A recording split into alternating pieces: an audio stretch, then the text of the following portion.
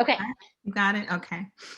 Just thinking about a couple scriptures to open us up, and I actually pulled my husband and the other brother's book on, it's there in black and white, and just looking at the scripture in the beginning of the book of Psalm 133 verse 1, behold how good and how pleasant is it for brethren to dwell together in unity. So I think it's wonderful that we can come together as sisters to talk about a whole bunch of things, homeschooling or just, being moms and how to support our children better. And I just thank, Vicky for spearheading this and providing this medium, this outlet for us to get together. So I wanted to ask, for those that are on right now, were you on the last time that I talked about cultural education? Okay. So Leah, no. What about you, Corey? Okay, because last time, And Vicky knows, I had a hard time getting on, like an extremely hard time, and I wasn't able to use my PowerPoint. And so I pretty much talked through my notes without my PowerPoint, but I didn't want to like kind of go through the same thing if all the same people were on, right. but you're not. So, And we have a sister just joining us, and she was not on last time. okay, so I am going to share my screen, and I don't see let me see, PowerPoint. Okay, can you see my screen? Yes. Okay, perfect. All right, there we go. Okay. So what I wanted to do tonight, and I will go through some things kind of quickly, is I want to talk about cultural connections in education. A lot of this it will be focused on kids and culture camp because that's how my children primarily got a lot of their cultural education during the summer, and just with me kind of spearheading kids and culture. So for those that aren't familiar with it, it is a camp that I started, wow, I guess 11 years ago now, actually 12. I'm speeding through things. Let me go back. Okay.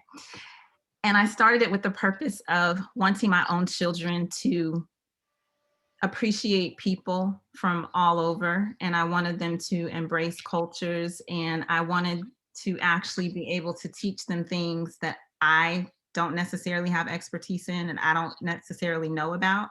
And obviously I'm not an expert on like every single country in the world. I don't know who is, but this was an opportunity for me to create a safe environment for my own children.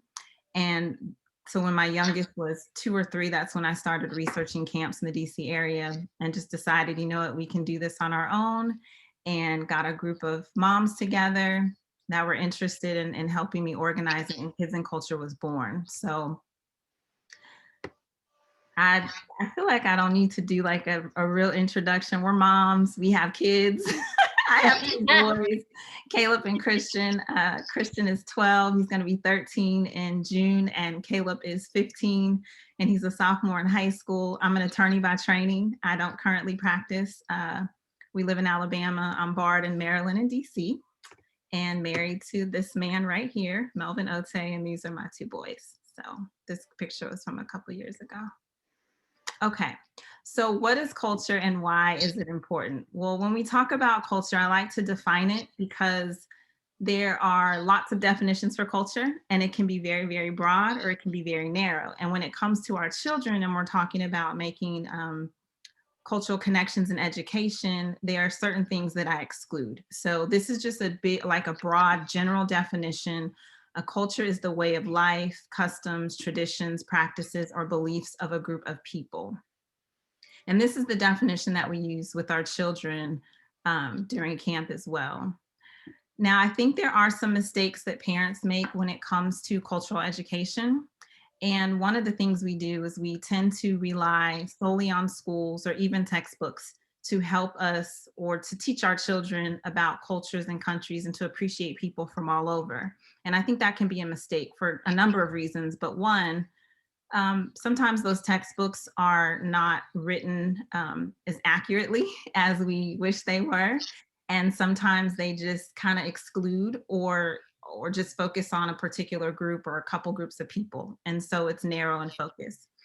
And then befriending people who only look like you. So I think that's a mistake that we kind of make, and we have to actually be very, very intentional about who we befriend. And sometimes we get so comfortable in our own, spheres, in our own networks, people in our neighborhood or people that we work with, and we don't even think about, you know what? I just realized that all my friends are African American, or all my friends are of Asian descent, or whatever it may be.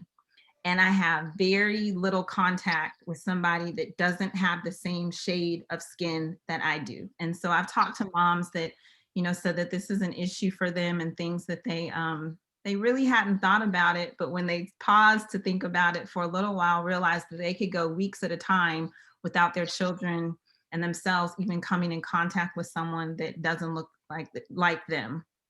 I think that we also make mistakes when we perpetuate stereotypes. And I gave this example last time.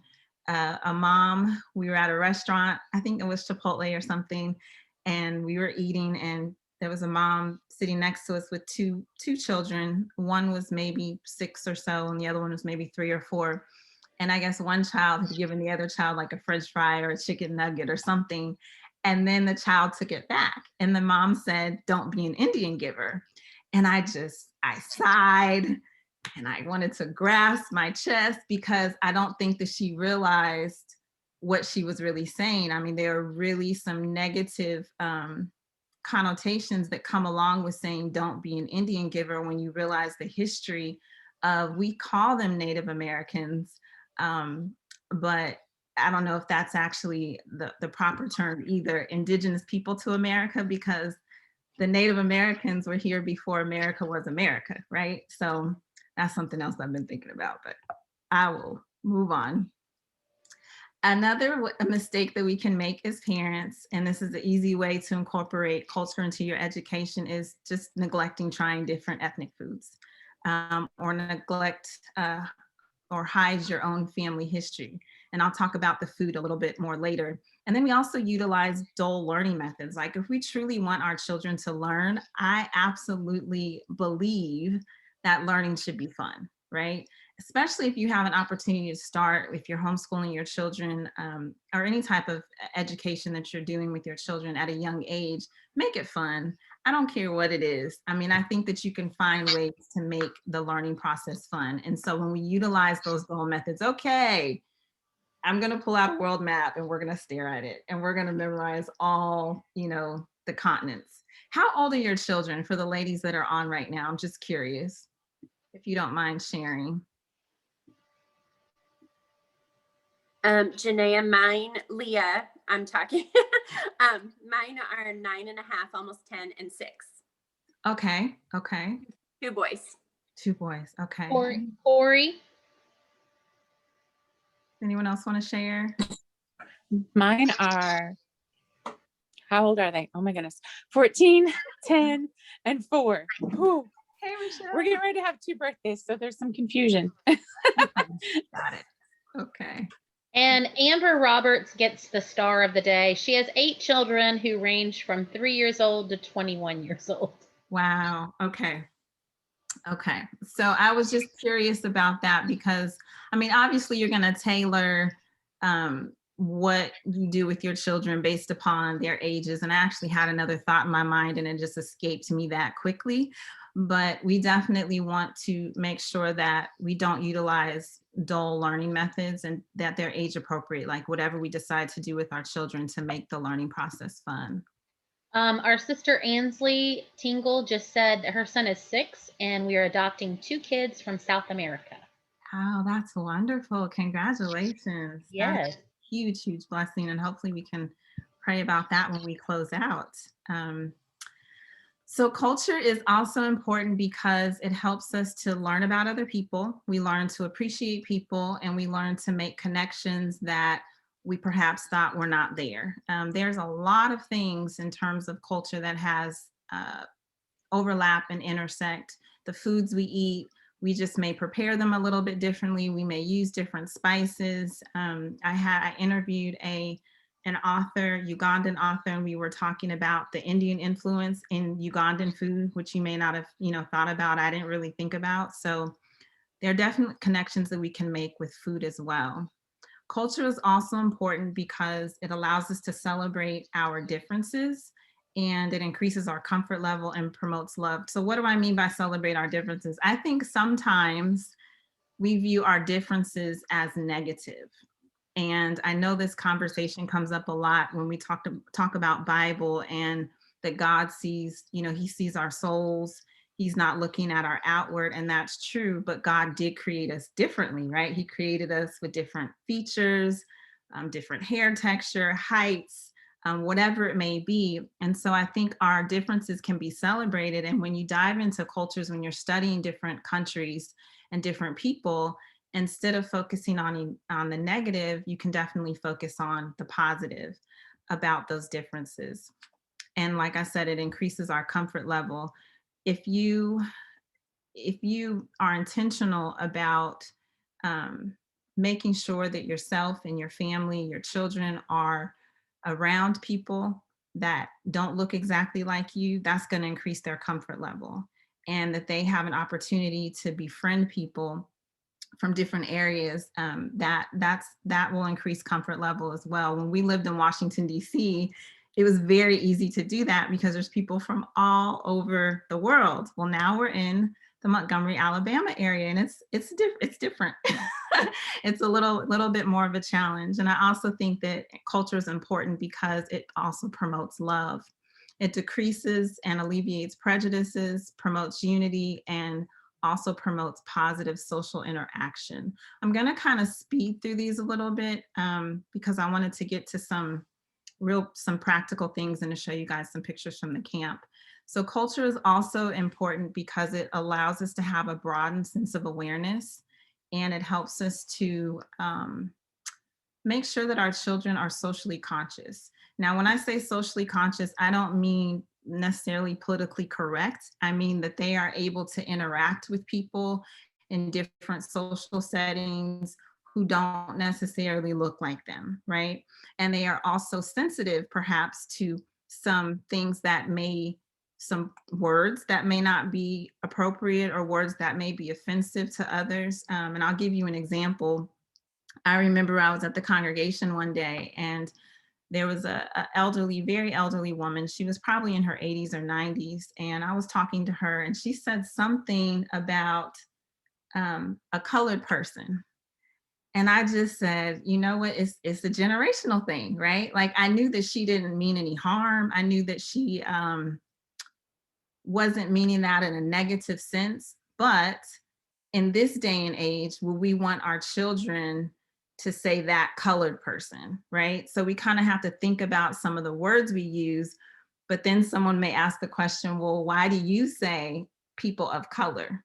So that's a whole nother conversation. Like, we can talk about that. But I think that by exposing our children to different cultures and countries and studying people from around the world, it helps them to become socially conscious and to be sensitive and understanding about people from all over.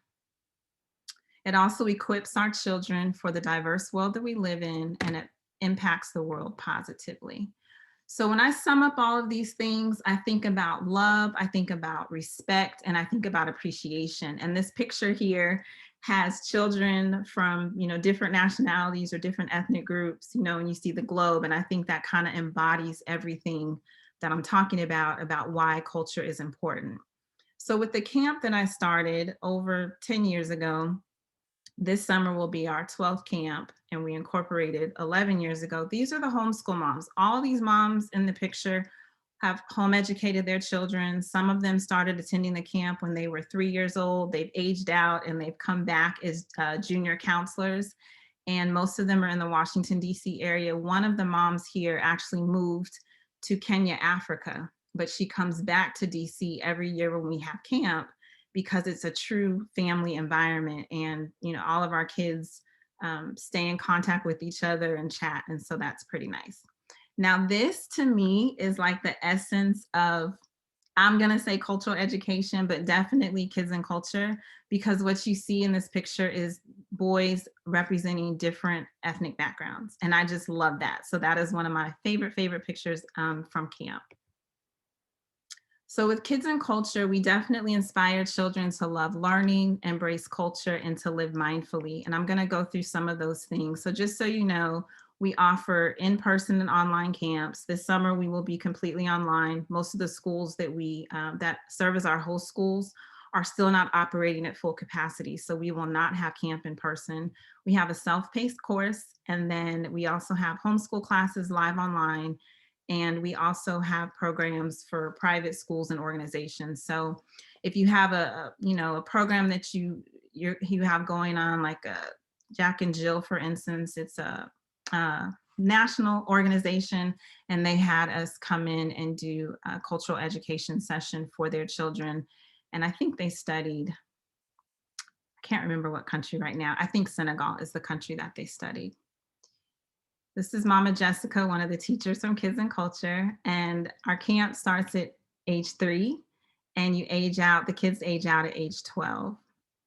So one thing I want to say when it comes to cultural education is that being intentional is definitely key, because it's easy to go ahead and just follow what the textbook is saying, or not incorporate certain things about culture, or to avoid even kind of those difficult conversations. But you have to be intentional about the friends that you want your children to be around, and not just with culture, but in general. And then you have to be intentional about incorporating culture into your child's education. Now, the love learning aspect, again, this is something I'm big on, whether we're talking about camp stuff, we're talking about math, science, geography, social studies. I think it's important that we instill a love for learning in our children. And in this picture here from camp, the children were learning about Trinidad and Tobago. And so they made their own steel pan drums here, which is just, you see, it's a little, I don't know, what are those called? Little aluminum pans you can get from the dollar store. And so they had a lot of fun doing that.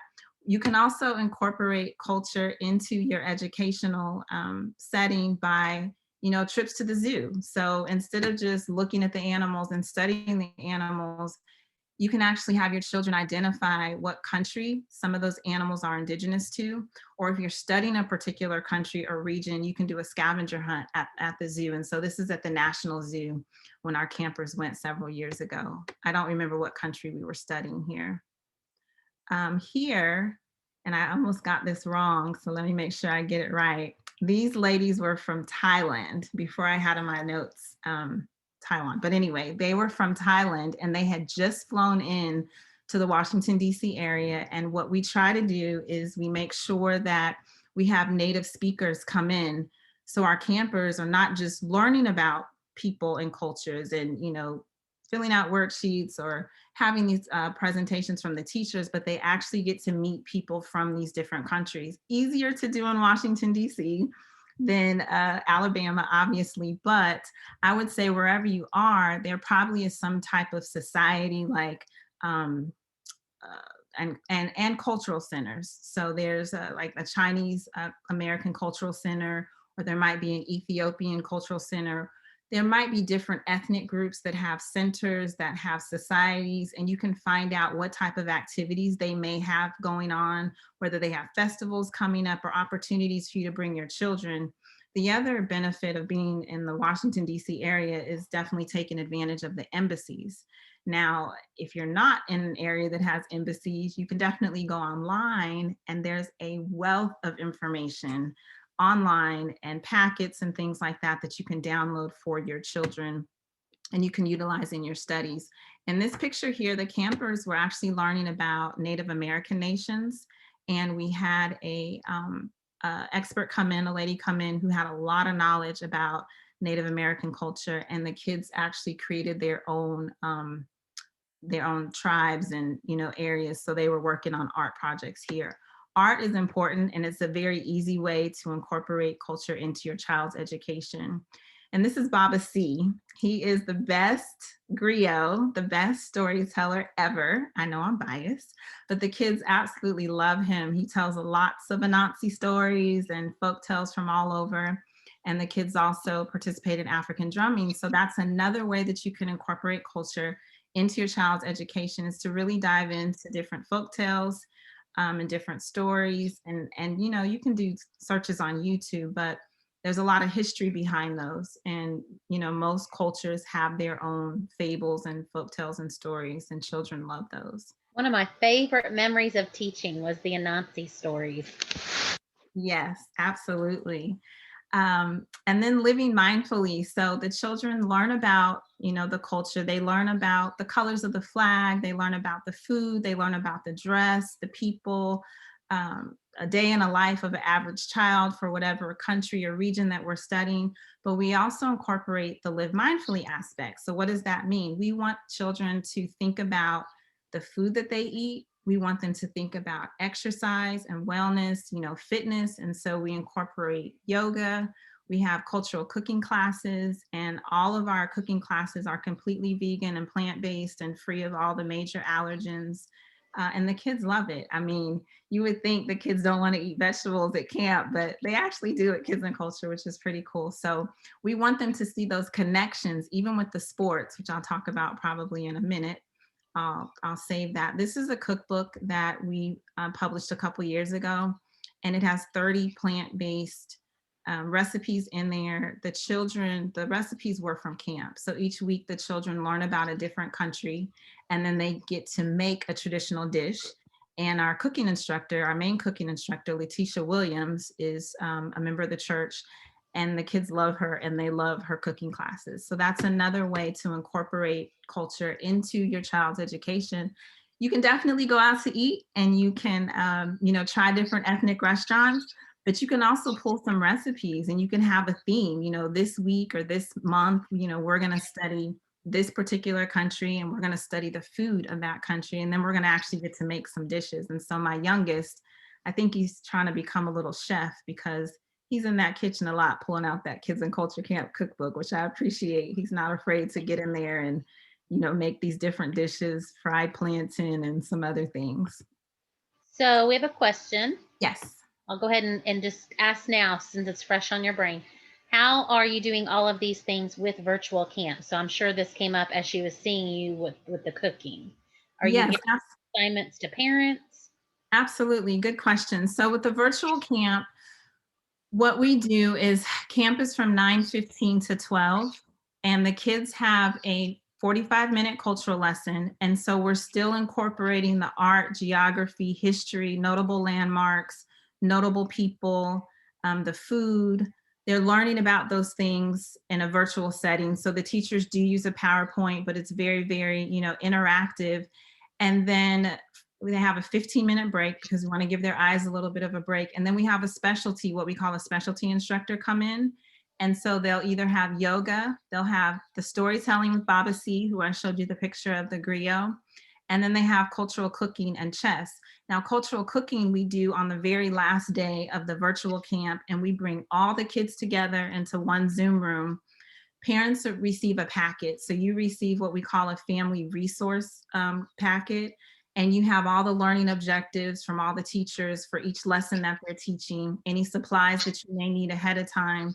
And then we have the extension of learning activities in there. So there are worksheets, there are additional activities and crafts that you can do as a family, but the kids do crafts and art projects during that virtual time as well.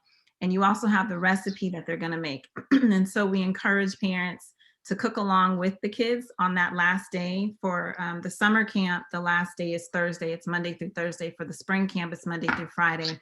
So they have the cultural lesson, the special, and then the last session is the cooking class. And what Letitia does is she actually prepares a video of her already making, she's already made the dish. She plays the video and she talks with the kids. So it's very interactive. She stops, she talks with them about the different fruits and vegetables, you know, the preparation that's needed and how it relates to the particular country. And so our online camps are very interactive. Obviously, it's not the same.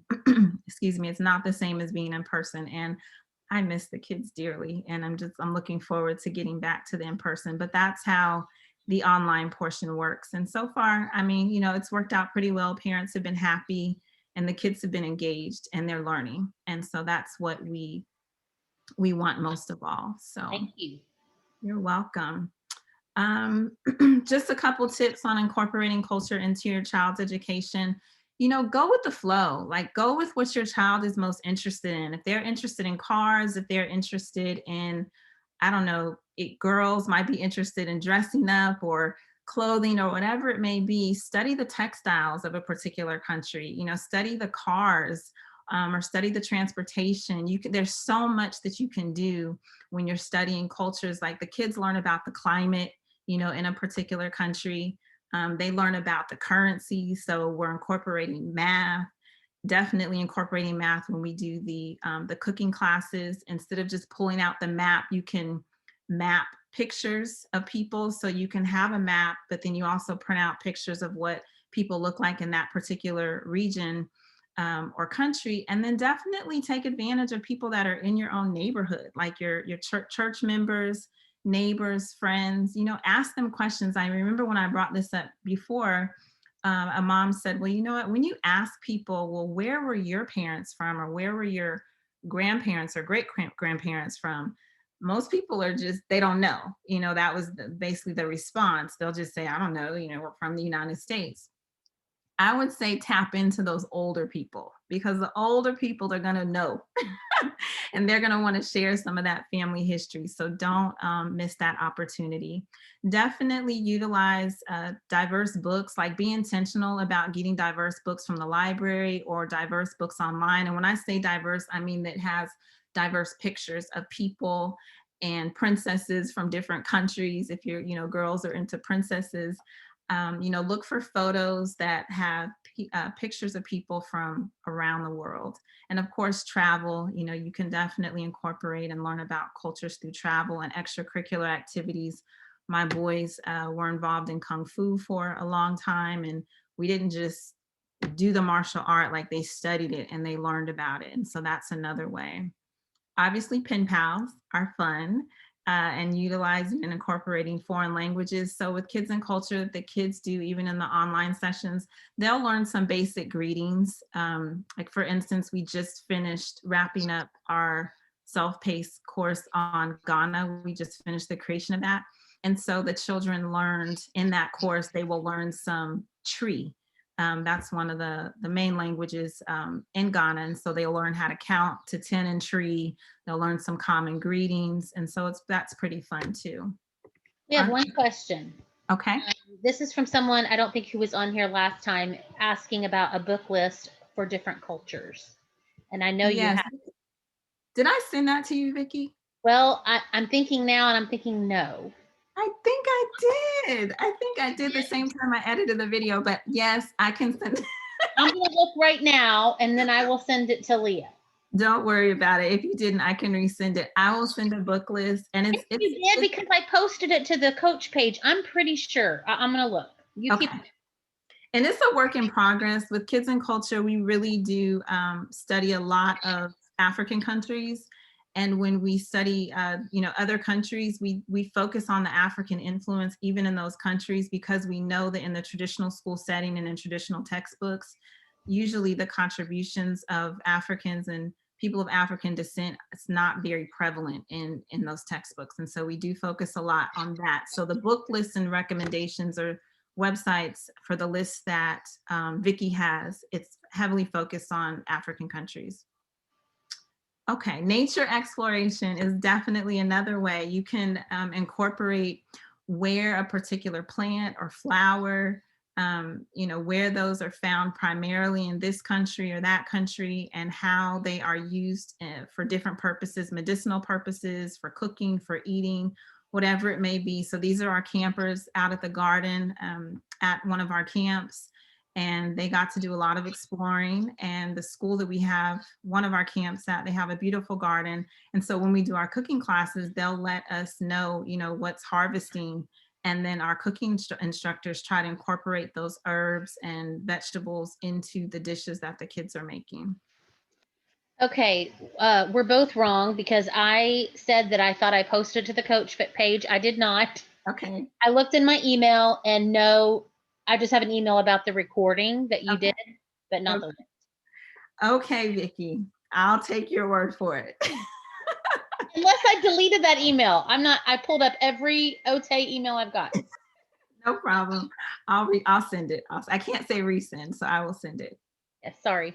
No problem. Traditional dress is another aspect that we cover in camp and that my boys have definitely learned about and enjoyed learning about. And as you can see, the campers have different outfits on and head wraps. They're learning how to wear traditional head wraps here. And in the picture over on the right, I can't remember what the kids were studying in that picture in particular, but one of the things that we do is every Friday we have what's called Festival Friday, and the children actually showcase a portion of the country that they learned about. So they might do a chant, they might do a skit, they might sing a song, they might do something in a native language. So it's pretty cool. And that's what one of the pictures are from right there. Talked about art already, but definitely incorporating art projects is a neat way to incorporate culture. And in this picture, I think this is from Uganda. I can't see my notes right now. And this, we had a speaker come from Mongolia. So the kids studied Mongolia's memorable mysteries. That was our theme. And that was the speaker and her daughter. So you can see she brought traditional dress in and she had a bunch of pictures. And the picture on the right with the gentleman, that is the Ugandan artist and author who has some wonderful, wonderful children's books. And I'm pretty sure he's on that list. His name is Solomon Jagwe, and I would highly recommend his books. He has animation, like short stories about Ugandan culture. He has a YouTube channel, so I'll make sure that that is on the list if it's not. Field trips. I talked about. I'm sorry. How do you spell his last name? Jagye. Okay. Yes, Solomon Jagwe. And this is one of the field trips, a couple field trips that our campers took to. On the right, they are with actually he was the ambassador of Haiti at the time. So they got to meet him and take a picture with him. And then the picture on the left, I can't remember if that's the Museum of Natural Art, Natural History, I can't remember. But we definitely incorporate field trips, and embassies are a huge part of that. And so again, you can definitely do a virtual trip to the embassies. Sports, here we go with the sports. So sports, even though we're virtual and in person, it's a lot more fun. But what we do with sports is our instructors find out, they do their own research and find out what sports are really popular in the countries that we study. And then the kids, as part of their recreation, they actually get to practice those sports or learn those sports. So one year they learned how to play cricket. And in this picture with the little ones, whatever country we were studying, I think I said India previously, but I'm not sure if that was right. But I know wrestling is big in India. And so the kids learned how to wrestle. And so he's refereeing the wrestling. And then the other picture to my right is Bamba. He is a capoeira master. And so capoeira is a Brazilian Brazilian martial art. And so that is a staple of kids and culture. Like that, what they learn and get to practice capoeira during our after camp program. And he's been with us for several years. And he speaks Portuguese, like that's his native language. So that's pretty cool. He counts to the kids in Portuguese. But these are just additional ways, like you can research with your own children about sports in a particular country. I mentioned African drumming. So here, the kids here, we have African drumming as part of our after camp program. We don't do drumming for the online program for obvious reasons. Everybody doesn't have an African drum at home. And then we have the little ones here playing their instruments. The picture on the left is when I talked about these steel pan drums. And this is a brother in Christ here who's from Trinidad and Tobago. And so he was our native guest, which was wonderful. And he brought his steel pan drums in and he played for the kids. And then they got to come up and play on them, which was really, really fun and exciting. And then the picture on my right is one of our teachers, Lynn, and another little camper. And again, I think this just embodies the importance of learning about cultures and just seeing, you know, people of different cultures coming together, learning about another culture, African drumming or whatever. I think that's just beautiful. Skits and role playing, again, another way that you can incorporate culture. And the kids here had a skit going on, as you can see the kids on the left and the right. Now the children on the right, the two girls, we had a field trip to one of the, I think this might have been the Air and Space Museum, but it was one of the museums where they were able to do some dress up. And so again, you can definitely incorporate culture in different time periods by role playing and skits. I mentioned cultural cooking. This is a page from the Kids and Culture Camp cookbook, where when we studied Native Americans, the children learned about, they learned how to make these teepee cones. And so that was a hit, chocolate and children and sprinkles. It was a hit. They absolutely love that. And so again, you can definitely incorporate culture through cooking. And then science, history, math, geography. If you just think of any of these aspects, you're going to be able to incorporate learning about a different culture or country through, these broader, these big topics or these big subject areas. History is easy, geography is easy. Science, there might be a particular country that you're studying or region, and earthquakes, happen frequently, or volcanoes. And so the kids have done science experiments where they, made their own volcanoes and they erupted. And so there are lots of different ways to incorporate it. And you see these two little cutie pies here having fun identifying areas on the map. The resource list I mentioned. Let me interrupt to apologize to everyone. It was in my coach email, not my personal email. So she's on it. I'm not. And she's the one going to graduate school plus. So anyway, I will post it. I did get it. I just didn't post it. Thank you. No worries. No worries at all. So the resource list, book suggestions, websites, that's on the sheet that Vicki has. And again, I'm going to be updating that and incorporating more. There's some websites on there. And then tackling tough issues. A mom asked this question last time, how do you talk to your kids about tough or sensitive issues when it comes to culture or even race? And one of the, I guess, examples I gave was how there's a lot of discussion. There's been talk about different statues, coming down, or, people wanting to take them down because of the negative things that a particular person did in history. And I said it's important that you have balanced discussions with your children. And so you can create a research project that you research together. If there's a particular issue, study both sides of the issue, and then talk about both sides, and talk about how it would impact, people on both sides. And then ultimately, what would God have us to do? So that's how I would suggest that we tackle those tough issues. In this picture here, the kids, that's when we studied Uganda. And so they made their Ugandan flags. Mentioned the cookbook already. Christian, my son, this is one of his fun dishes. He liked making these fried bananas. They weren't plantain, they were fried bananas, which is a popular Caribbean dish. And this just has the countries that we're studying this summer virtually. Papua New Guinea for the spring session, which starts April 12th, I think, through the 15th or 16th. And then Australia, Madagascar, Fiji, and Cape Verde. So Culture Quest, and I actually want to show you guys this on the back end. Hold on, if I can go back. Okay. Culture Quest is our self-paced course for kids that we developed. And so I'm going to stop my share so I can show this to you on the back end.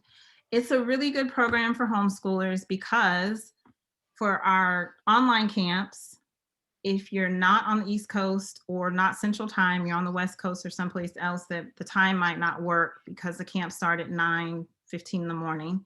And if you're looking for something, a way to supplement your current geography, social studies, just cultural studies, the self-paced course is a good option.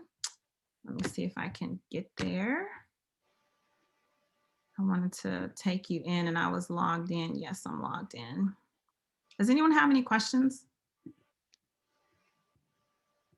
No? Okay. Let's see. Might have to go out and go back in because I don't see it showing up. Let me try it again. Everyone's so quiet. I know. Feel free to ask or comment or compliment or. And I can't read the chat. So if there's something in there, Vicki, You let have me a know. question. Well, we have a compliment. This is so beautiful. Aw. Another person said they're so quiet because they're listening so intently, which is Okay. And what is your website? Good question. The website is kids, KIDS, the word and the word culture.com, kidsandculture.com. Okay, here we go. Let me see if it will let me show you now. Janae, I have a question. Mhm. Is this like if we were to do the virtual one, is this 1 week only? And when is it and how much? Sure. So the spring break camp is 1 week only, which is, I think it's April 12th through the 15th or 16th. And the summer program is 4 weeks. You can enroll in whatever week you want. Some parents enroll for all 4 weeks and some do 1 week. Pricing, that's why I have a website, because I don't remember off the top of my head. Okay. But I know that the spring break camp, because we had someone register today and I looked at it, that's $275 for the spring break camp. And the summer program is about the same. Oh, why isn't this showing up? Okay, let me try it this way then. Can you guys see my screen right now? Yes, we can see your screen. Okay. And I'm still recording. Do you want me to stop? Nope, you can keep recording. Okay. I'm not going to show anything that I shouldn't be showing. Okay, can you see the login page? Yes. Okay, great. So this is to log in to the self-paced course. And I just want to show you what it, oh, you know what? If I didn't push audio, there we go. I want to make sure I have sound when I do this. Okay. In the summer program, I actually, for members of the church, I have a discount for you. And so I'll discuss that offline. Like I'll discuss it when we stop the video, the recording. So this is our self-paced course. And what we're essentially doing is taking the countries that we've studied previously and we're putting them in a self-paced format. So I'll just, let's see, I'm gonna skip to, we've done Uganda, Brazil, and we just finished Ghana. Like I just uploaded Ghana last week. So I just want to show you on the back end what it looks like, or on the front end rather. So there are 3 30 to 45-minute lessons, and they're taught by our fabulous teachers who love, love, love kids. And each lesson has assessment questions at the end that the teachers ask. There is an online quiz that the kids can take, whether they're readers or not, because there's you can push a button and they can hear the question. But I just want to show this for a second. Let me know if you can hear it. Hear it? Yes, we can hear it.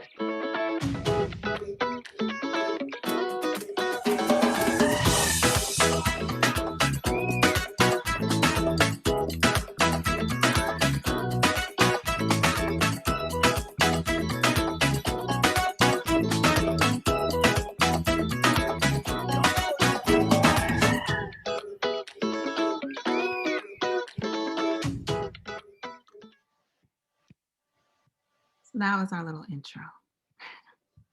Let me fast forward a I little. love it.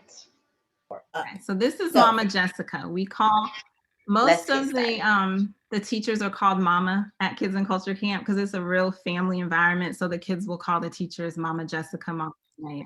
All right, so we're going to get right to it. The first thing we want to know about Ghana is, where is it located in the world, right? So the first thing we're going to look at is some maps. The first map we're going to look at is the biggest one, the world map, okay? This map is going to show all 7 continents. You all know about the continents, right? Those big, big pieces of land that are on our earth. And this map does have the oceans on it as well. But we're going to focus on the continent. And there are 7 continents. Put your 7s up. You put your 7s up. Okay, I'm gonna 7 fast fingers. forward a little bit because I just want to give you a little bit of a preview. Mama Jessica has a really nice chant for the kids. That's North And let me see if I America. can get to Your finger on the light blue one. Good. Now with Europe, we're two okay, times. so she's teaching the And then we chant. do Asia, one arm, Europe, other arm, and then we swim, right, for Australia, Australia, and my favorite, Africa, 3 times, Africa, Africa. Okay? Are you ready to put them all together for real, for real? All right, let's do it. 1, 2, 3, let's go. North America, South America, The kids love this. Antarctica, Antarctica, Asia, Europe, Australia, Africa, Africa, Africa. Okay, so Hey! anyway, Sound so like she goes caves a little through, bit. she'll go through her lesson. She's talking about, we always start off with geography, so the kids know exactly what we're talking about, where, you know, the particular country is located. And then she also is going to talk about Ghana has a lot. the food, the land forms, the language, the animals, the culture, sports, leaders in the country. And then towards the end, The bills, he's on some of the coins. The money there, they call it so that is cedis. Kwame Nkrumah, who was the first prime minister of Ghana and also the first president of Ghana. Now, what's really cool about Ghana is we actually had a mom that was in Ghana. She's still there now. I think she's on her way back. And I had her and her friend who owns a tourist company. They actually filmed different aspects of Ghanaian culture for us. And so they went to a drum shop and met a drum owner, and they talked about the history behind the different African drums, Ghanaian drums and instruments. And then he went on location to Dr. Kwame Nkrumah, his memorial site, and talked about that. And then she went to market and bought hibiscus and avocados, which they call pears sometimes, and how to pick a coconut. So it's really cool. And we have those videos also incorporated. So what I wanted to show you next about this, if it'll allow me, this is progressive. So you have to complete the first lesson before you can go to the next one. For sharing, learning, and growing. Let me go to I want to show you the quiz portion. Might take a second. And then we also have what we call the Global Activities Guide that goes along with the lessons. So there are extension activities, and we also have a culture craft. So the teachers do a small, like 2 to 3 minute video on a particular craft. Mama Jessica likes to do a flag craft. And then also she did a craft for Anansi the spider. And so there's a video and there's the worksheet that goes along with it. But I want to show you the quiz. And this is for 3 to 5 year olds, right? This one's for 3 to 5 year olds. So we have lessons for 3 to 5 year olds, 6 to 7 year olds, and then the 8 to 12 year olds are together. So here's the quiz portion. And so again, if your child is not a reader yet, Ghana is located on what there's the continent? question, and then here are the answer choices. Europe, Africa, South I wonder America. whose horrible voice that is. It's me. I'll get it together and sound a little more professional one day. But I love it. So you can go through, and then at the very end, I'm just gonna click any of these. I'm not looking at the answers, just so you can see what is the national dish. That national dish is fufu. What is the name of Ghana's first president? It was Dr. Kwame Nkrumah. So once the kids finish the quiz, then it'll tell you your score. You can view how you did down here, try again, or you got it correct. Now, once they complete all 3 lessons and all 3 quizzes, at the very end, they actually get a very nice certificate that pops up. This says that they have completed the immersion course for Grasping Ghana's Greatness. So I just wanted to show you a little bit. The last thing I'll show you about this is just the Global Activities Guide, which I think is pretty cool. Let me go back. There it is. So under the materials section is the Global Activities Guide. And essentially there are extension of learning activities that go with each lesson. So this is just how to use Culture Quest. Sorry, I don't want to mess up anybody's eyes. And we have the lesson objectives and a schedule. So this is the suggested schedule, and these are the handouts that go with each lesson. So we have this broken down for each week, for each country and each age group. And I'm just gonna, so here are the lesson objectives. You know, it lays out for you what the children are gonna learn. And then here are the quiz questions that you saw them in the online portal. And I'm gonna go through this quickly. And so here are the worksheets and handouts. They're gonna get maps, flags to color. Here's the flag craft activity. Welcome to Ghana coloring activity. Mama Jessica's big on her Welcome to Ghana. We always have the red star on the map so the kids know how to identify the capital. And this is the Anansi the spider craft. And then their writing worksheets. Now for the older ones, we have writing prompts, you know, where they'll learn about, write about different leaders in Ghana, facts about spiders. So this is what's in the Global Activities Guide. I just wanted to give you a taste of it when they're learning how to count to 1 through 10 in the tree language. Okay, I will stop there. Do anybody have any questions? Or did you want to see anything else about that? Let's see, questions? I think we answered this one. Is each week's camp for a wide age range? So yes, but you would pick the range that would go with your child. That's correct. So the 3 to 5-year-olds are grouped together. The 6 to 7-year-olds are grouped together. And for the virtual camp, the 8 to 12-year-olds are grouped together. That's usually how we do it. Just gonna go back to my PowerPoint if I can. I don't know if I can. There we go. Okay. Well, ladies, I know that my time is probably just about up. Let me just see if there's anything else.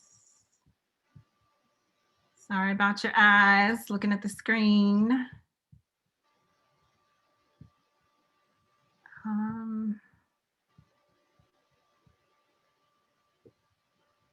Just going through it.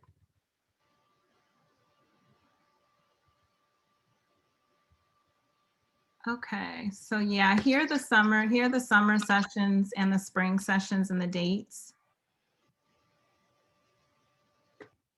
And they're on our website, kidsandculture.com, and you would click on the online camps portion.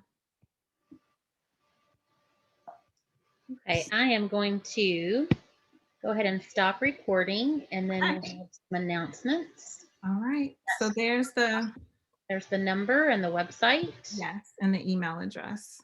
So if you have any questions, let me know. So you stop the recording.